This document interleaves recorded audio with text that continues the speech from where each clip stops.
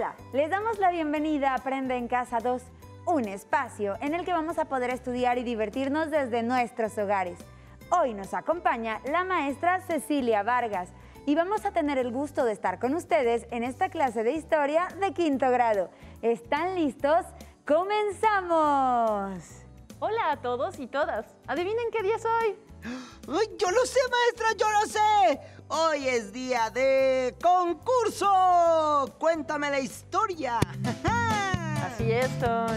Sabía que ibas a estar muy contento y emocionado. Pues sí, hoy vamos a continuar con nuestro repaso sobre los principales acontecimientos y procesos de la época del triunfo del liberalismo y la reforma liberal durante la segunda mitad del siglo XIX. ¡Qué emoción! Ya quiero jugar esta vez. Estoy lista para ganar. Recuerden que este es un concurso de preguntas y respuestas.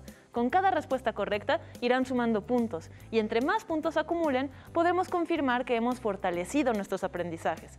Para poder responder, deben apretar el botón que se encuentra en el escritorio. Quien lo apriete más rápido, contesta primero. Ya estoy listo, maestra, y esa victoria no te será tan fácil, Ale, porque tengo todo muy claro. Bueno, Ton, veamos qué sucede. Ustedes allá en casita, acompáñennos tratando de responder las preguntas del concurso para repasar todo lo que hemos aprendido juntos en estas clases de historia. Muy bien. Aquí en el pizarrón tenemos el tablero, donde iremos anotando los puntos que sumaremos al final. ¿Están listos y listas? ¡Estamos listos! ¡Excelente! Entonces vamos a jugar Cuéntame la historia. Cuéntame la historia. Primera pregunta. Veamos. Veamos el texto de la pregunta.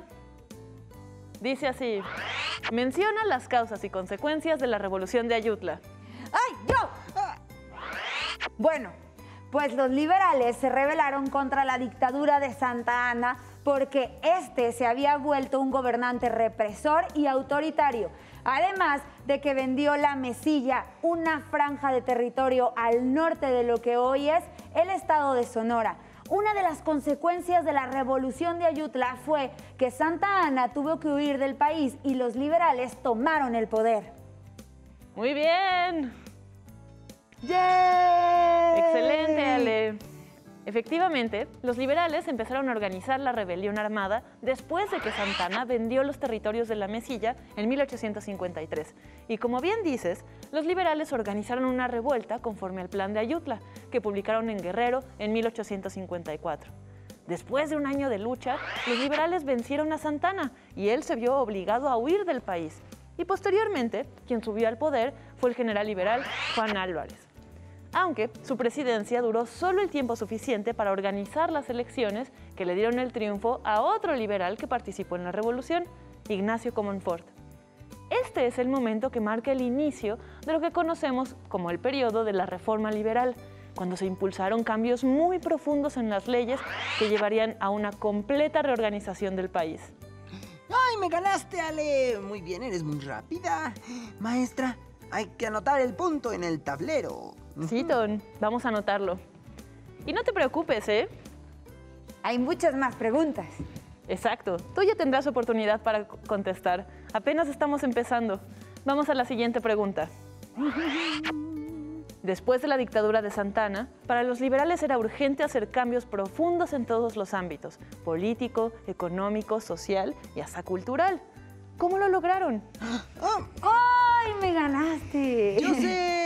Yo sé la respuesta. Este cambio lo lograron creando nuevas leyes y por lo tanto una nueva constitución. Cuando vimos este tema en clase, dijimos que la creación de las leyes de reforma y de la Constitución Liberal de 1857 fue muy importante porque se definieron unas nuevas reglas del juego para el país. Muy bien, Ton. Déjame anotar tu punto en el tablero. Muy bien, Ton, lo hiciste increíble. Listo. Pues precisamente, como dijo Ton, los liberales querían crear unas nuevas reglas del juego, porque su objetivo principal era terminar con las antiguas estructuras e instituciones coloniales. Querían que los mexicanos pasaran de ser un pueblo de súbditos a ser ciudadanos, individuos libres e iguales ante la ley. Sí, pero como dice Ton, tenemos que profundizar en los temas que mencionó para comprender mejor esto. Así es. Así que vamos corriendo a la siguiente pregunta. ¿Por qué motivo surgieron las leyes de reforma y cuál es su aporte a nuestro presente como país?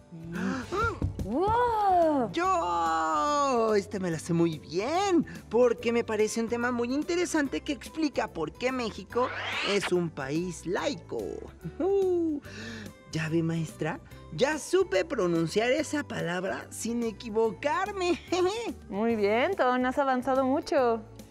Bueno, las leyes de reforma, que fueron la ley Juárez, la ley Lerdo y la ley Iglesias, surgieron porque desde la época colonial, la Iglesia Católica era una institución muy poderosa que había conservado muchos privilegios, como por ejemplo, no pagaban impuestos, tener tribunales especiales y poseían muchas tierras y propiedades.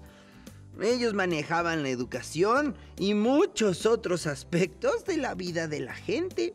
Excelente, Ton. Es importante mencionar que el ejército también era un grupo privilegiado que se había vuelto muy poderoso. El ejército tampoco pagaba impuestos y también tenía tribunales especiales. Además de que controlaba las armas del país y eso le daba una enorme capacidad para manipular la política nacional con el uso de la fuerza.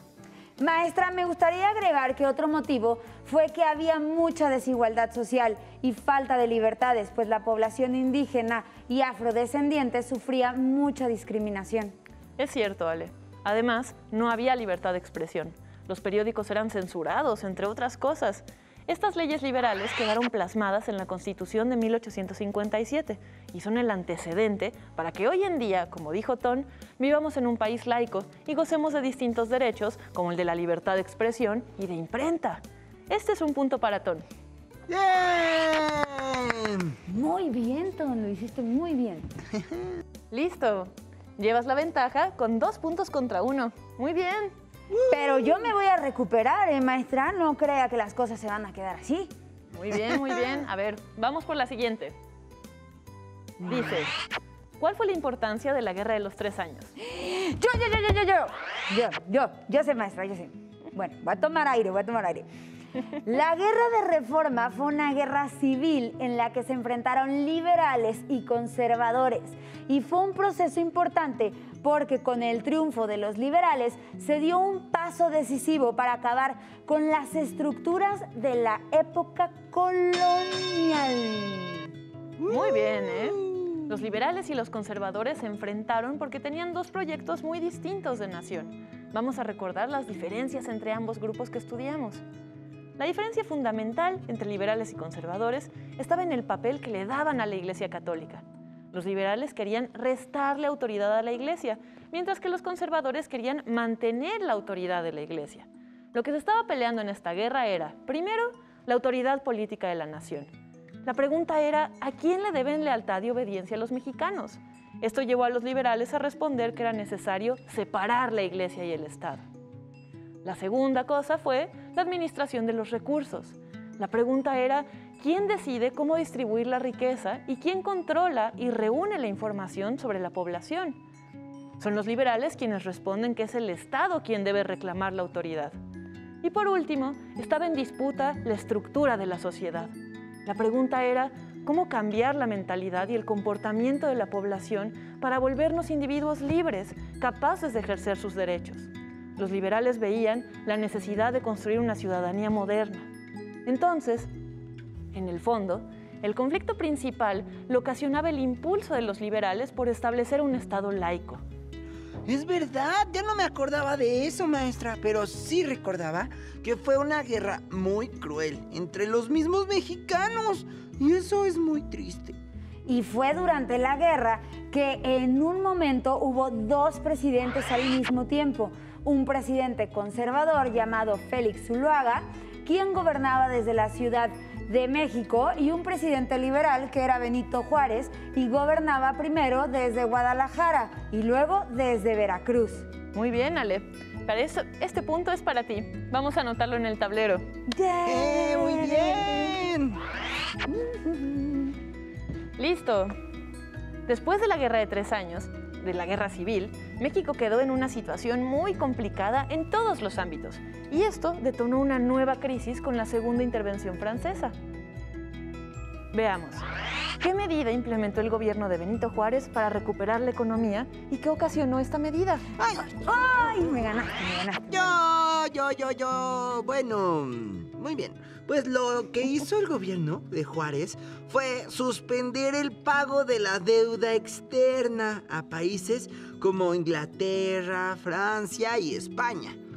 El plan de Juárez era dejar pagar la deuda solamente por un tiempito, o hasta que el país se recuperara de todos los daños que ocasionaron todos esos años de guerra civil.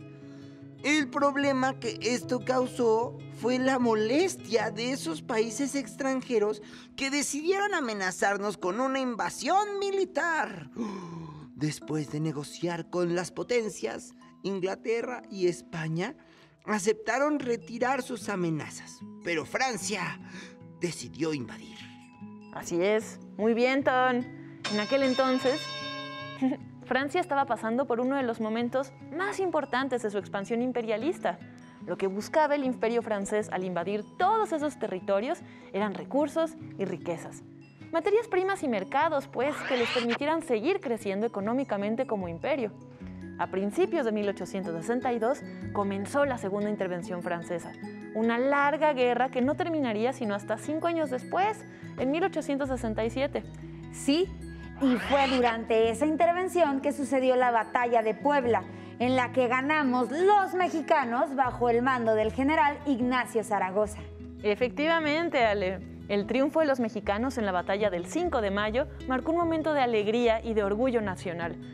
Pero duró poco, porque al año siguiente el gobierno de Benito Juárez tuvo que huir de la capital y trasladarse a otra parte del país en donde no estuviera amenazado por el ejército invasor. Mientras tanto, ese momento sería aprovechado por los conservadores para instaurar el Segundo Imperio bajo el mando de Maximiliano de Habsburgo. Muy bien, pero espera, vamos a anotarte el punto por haber respondido correctamente, Ton. Llevamos ahora... Muy bien, Ton, muy bien. Ton lleva 3 puntos y Ale lleva 2. Ahora sí, ya sé que saben mucho, pero no se adelanten. Vamos a la siguiente pregunta. Mientras los mexicanos luchaban contra el ejército invasor francés, los conservadores buscaron en Europa un príncipe católico que estuviera dispuesto a encabezar un nuevo imperio mexicano. Y en 1864 le ofrecieron el trono al archiduque austriaco Maximiliano de Habsburgo. Veamos la pregunta. ¿Qué medidas trajo consigo el Segundo Imperio Mexicano? Está fácil, maestra, creo que está fácil. Ahí va. Aunque a Maximiliano de Habsburgo lo trajeron a México los conservadores con el objetivo de echar para atrás las leyes de reforma, en realidad Maximiliano era un liberal que también creía que era necesario quitarle el poder a la Iglesia Católica para dárselo al Estado. Así que Maximiliano ratificó las leyes de reforma. Además, adoptó una serie de medidas que iban justo en el sentido opuesto del proyecto conservador, como permitir que se vendieran las propiedades de la iglesia, declarar la tolerancia religiosa, regresarle sus tierras a los pueblos indígenas, establecer jornadas de trabajo de máximo 10 horas y prohibir los maltratos físicos a los trabajadores. Y eso no les gustó nada a los conservadores. Sí, es cierto. Y a Maximiliano le gustaba mucho México y su gobierno le dio impulso al proceso de reforma. Pero lamentablemente para muchos liberales mexicanos era inaceptable apoyarlo. Primero porque Maximiliano no había sido electo por la población mexicana, pero también porque era un extranjero que había llegado con un ejército invasor a imponerse por la fuerza de las armas. Exacto, Ton. Muy buena aportación, aunque este punto es para Ale. Así que vamos a anotarlo. ¡Muy bien! Efectivamente, Maximiliano se fue quedando aislado cuando los conservadores le retiraron su apoyo por aprobar las leyes juaristas. Pero la verdadera crisis del Segundo Imperio llegó cuando también le quitó su apoyo el emperador francés Napoleón III. Esto sucedió porque Francia estaba a punto de entrar en una guerra contra el reino de Prusia y Napoleón III decidió sacar a sus tropas de México. Sin la ayuda de este numeroso ejército francés, que era el que se encargaba de mantener a raya la resistencia liberal, los conservadores fueron perdiendo territorio hasta que Maximiliano fue capturado, juzgado y fusilado en el año de 1867 en el Cerro de las Campanas de Querétaro. Así terminaría el Segundo Imperio Mexicano y comenzaría la época de la República restaurada bajo el mando de Benito Juárez. Y entonces es con el triunfo de la República que se tuvieron que tomar ciertas medidas para ordenar el país. Entre ellas, tuvo que legitimar su gobierno y lo que hizo fue convocar elecciones y ganó. Exacto, muy bien, Ton. Pero eso no fue todo. Por otra parte, para reconciliar a los distintos bandos políticos, se redujeron las penas de los que habían apoyado al Segundo Imperio y se modificaron a sus multas. ¡Ay, sí es cierto! Además, para afrontar la crisis económica, lo que se hizo fue vender y distribuir los terrenos que le pertenecían a la Iglesia Católica y que no usaban. Sí, muy bien los dos. Otra vez tenemos 3 puntos contra Tess, pero esto no se puede quedar así. ¿Qué les parece si hacemos una última pregunta para desempatar? ¡Sí, ahora sí! Gol gana, Ale? Venga, Ton. Lo bueno es que somos amigos y eso no va a cambiar, sin importar quién gane. Ah, claro, por supuesto, Ale. Entonces, aquí entra la pregunta para el desempate. Dice así. Menciona cuál fue el legado de los liberales. Yo. Muy bien. Venga. Bueno, puede haber muchas formas de responder a esa pregunta, maestra. Y creo que podríamos contestarla en equipo, Ale y yo. Lo que me falte a mí lo puede completar Ale y así podemos dividirnos el punto. ¡Qué buena idea, Ton! Me parece justo y muy lindo gesto de tu parte. Bueno, voy a empezar. El legado de los liberales es bastante amplio, pero en general podemos decir que ellos lucharon porque nosotros tuviéramos las libertades que gozamos hoy en día. Un ejemplo es la libertad de imprenta y de expresión, y que como vimos en la clase con nuestro invitado especial Rafael Barajas, el Fisgón, fue una de las libertades más difíciles de conquistar, porque a lo largo de todo el siglo, los escritores, los periodistas y caricaturistas tuvieron que luchar contra la represión y la censura. Incluso vimos también que muchos de ellos llegaron a ser hasta encarcelados solo por publicar sus opiniones. También hubo muchos aportes en el ámbito educativo, porque los liberales impulsaron la educación laica y científica, la educación para las mujeres y crearon muchas escuelas para que más personas tuvieran acceso a la educación. ¡Qué importante! ¡Uy! Y antes de que se me olvide, algo que es muy importante y que usted nos enseñó, maestra, fue que los liberales fomentaron el nacionalismo, o sea, el sentido de pertenencia a la nación, y eso lo lograron por medio del arte y de la educación. Pues me tienen sorprendida ustedes dos, con todo lo que han aprendido y con su actitud de compañerismo. Así que anotemos los medios puntos para ambos. Han empatado, muchachos.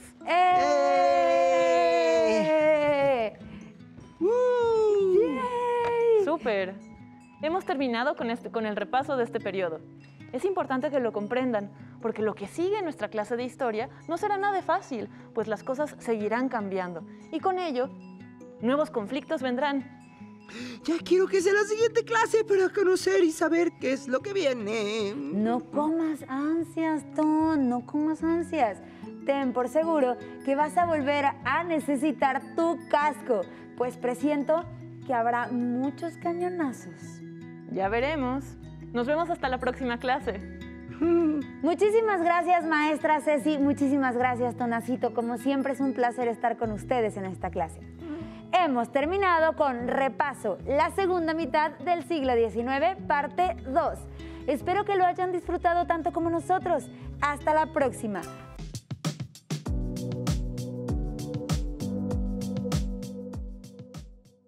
Pero antes, vamos a movernos un poco.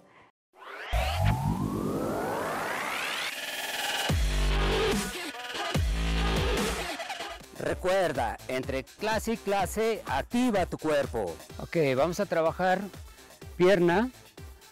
Vamos a pararnos. Vamos a abrir nuestro compás de tal manera que nos estamos cómodos. Extendemos brazo al frente y bajamos, flexionamos rodilla, 90. Bien, exactamente. Arriba, muy bien. Vamos a abrir nuestro compás. Levamos los brazos y vamos a trabajar la pierna. Bajamos, flexionamos. Muy bien, exactamente ahí. Muy bien hecho, Yair. Ahí bien. Una más. Bien. Otra más. Bien trabajado. Respira. Bien. Una más. Bien. Descansamos. Movemos nuestros piecitos, los pies. Movemos los pies. Nos relajamos. Respiramos. Vamos a trabajar pantorrilla, nos vamos a parar derechos, juntos los pies, y lo único que vamos a hacer es elevar nuestros talones, sin flexionar las rodillas, nada más vamos a elevar, exacto, nuestros talones, bien hecho, exactamente, ese es, muy bien, derecho, elevar nuestros talones, sin flexión de rodillas, sin flexionar, cuida, no flexionar rodillas, bien, otra más.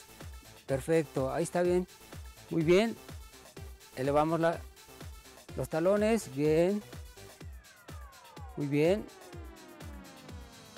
una más, bien, muy buena posición de los pies, juntos, no flexiones rodillas, bien, una más, otra, ok Irving, nos vamos a parar, abrimos nuestro compás y lo que vamos a hacer es, vamos a meter las puntas hacia adentro y nos paramos derecho y hacemos la elevación de talones. Arriba, eso, utilizamos nuestros brazos para tener equilibrio, muy bien. Una vez más. Acuérdate de mantener las puntas hacia adentro, elevación, sin flexionar las rodillas. Es importante que no flexiones las rodillas. Las puntas hacia adentro, nuevamente las ponemos en posición. Las puntas hacia adentro de los pies. Nuevamente, bien, exacto. Paramos, descansamos, respiramos. Acuérdense de tener siempre la posición de los pies, de las puntas hacia adentro. Y después de cada pausa, activa tu mente.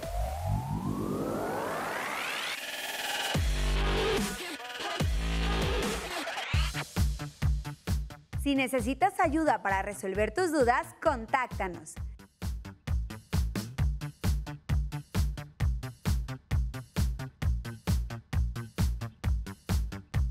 Para solicitar apoyo pedagógico, comunícate con maestras y maestros de lunes a viernes de 8 a 20 horas al teléfono 5541720413, 100 líneas. También puedes encontrar los libros de texto en la página conalitec.cep.gov.mx. Si quieres volver a ver los programas de Aprende en Casa, los puedes encontrar en la siguiente liga, aprendencasa.cep.gov.mx. No se muevan de su lugar, tenemos algo muy importante para ustedes. Acompáñennos.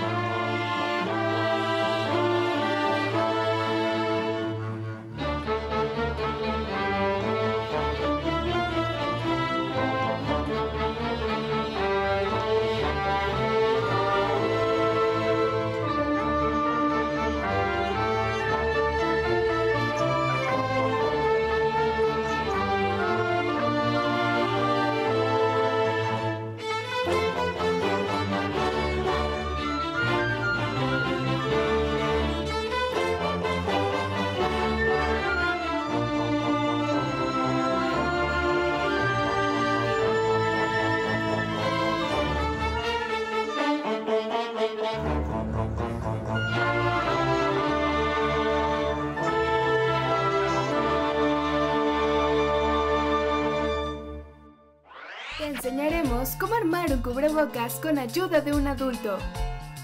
Necesitarás un plumón o una pluma, una playera de algodón que ya no uses, una regla y tijeras.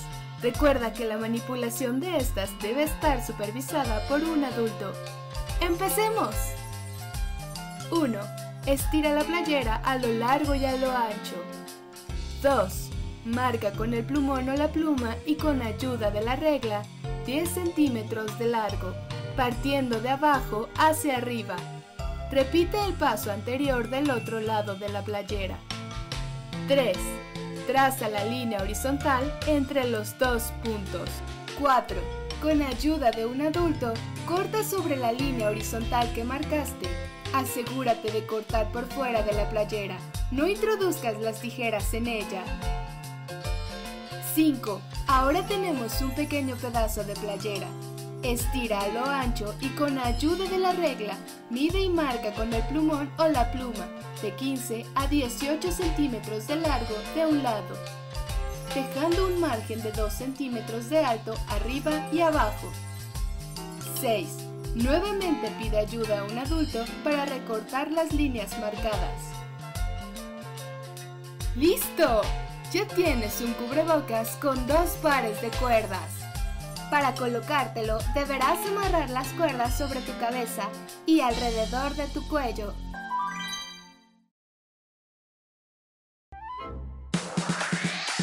Momento de jugar, tiempo de contestar. Aprende rápido y vuelve a jugar. Responde la pregunta, ven a participar. Hay 5 segundos, vamos a contestar. Bienvenidos y bienvenidas una vez más a nuestra cápsula de Aprende Rápido. ¿Están listas y listos para probar sus conocimientos? ¡Sí! ¡Comencemos! Nuestra pregunta del día es del eje temático Ciencias. ¿En qué ciudad de China se originó la pandemia del coronavirus? A. Beijing. B. Nanking. C. Wuhan.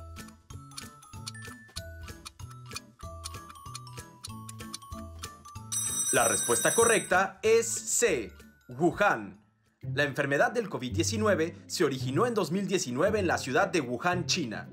Se transmite al hablar, estornudar, toser o respirar y ha contagiado a millones de personas en el mundo.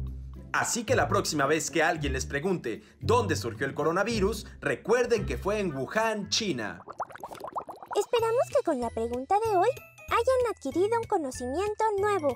Y recuerden, para evitar contagiarse de COVID-19 es importante lavarse las manos frecuentemente con agua y jabón. ¡Hasta la próxima!